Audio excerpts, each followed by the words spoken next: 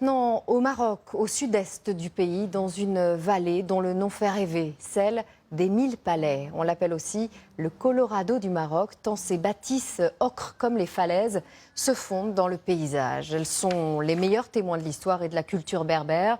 Et ce sont ceux qui y ont vécu qui en parlent le mieux. Noufissa Charaï et Othman Oulatzi Aïda. Cette oasis traversée par le fleuve Ouediz est la plus étendue du Maroc.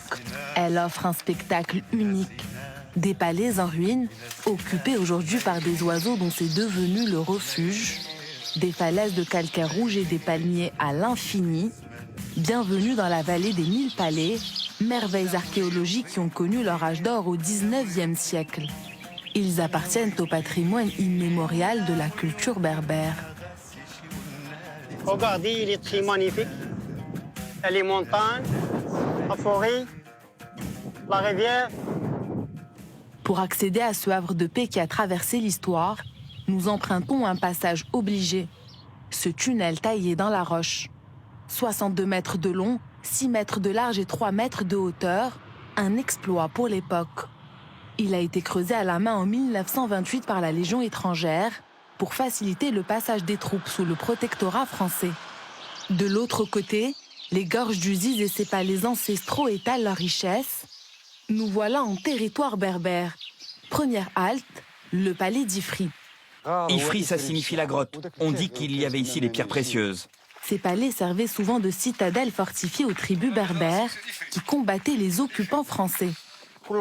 Tous les palais ont 4 tours comme celle-ci pour protéger des attaques et monter la garde. Cet homme revient régulièrement sur la terre de ses aïeux, dans l'esprit d'un pèlerinage. Sa famille a vécu ici avant de quitter les lieux il y a une centaine d'années.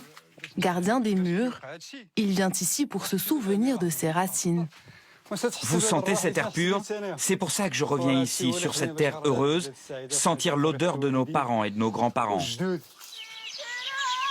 Depuis 1975, ces palais abîmés par le temps sont progressivement désertés par leurs habitants. Ils s'installent alors dans ces petites maisons avoisinantes. Certains aiment arpenter les lieux pour un voyage dans le passé. Je connais les petits. Des centaines de familles cohabitaient ici dans une parfaite harmonie. Toute l'histoire, les gens se rassemblent ici, en face de la vallée. La meilleure vue, c'est là. Le souvenir et la nostalgie engendrent chez eux une certaine mélancolie. Qu'est-ce que tu ressens, toi, quand tu viens ici et que tu vois ça en ruine? Ça me rend malade. J'ai l'impression qu'on disparaît nous aussi avec les ruines. Nous surplombons les gorges du Ziz qui dominent la vertigineuse vallée des 1000 palais. Des bâtisses millénaires se dressent le long de la route, un patrimoine malheureusement à l'abandon. Partons à présent à la découverte du palais d'Amzouj, le plus grand et le plus ancien de la région, occupé au fil des siècles par toutes les religions du livre. C'est le premier et le plus vieux palais construit dans la région. Au fil de l'histoire, il a abrité de nombreux lieux de culte.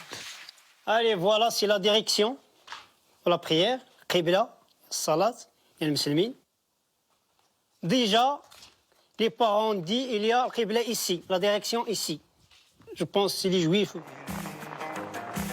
Les ruines de ce trésor archéologique, mémoire d'un Maroc antique, sont malheureusement peu exploitées. Les informations sont rares, fruit d'une simple transmission orale. L'histoire des 1000 palais se nourrit donc des légendes racontées par les derniers habitants de la vallée.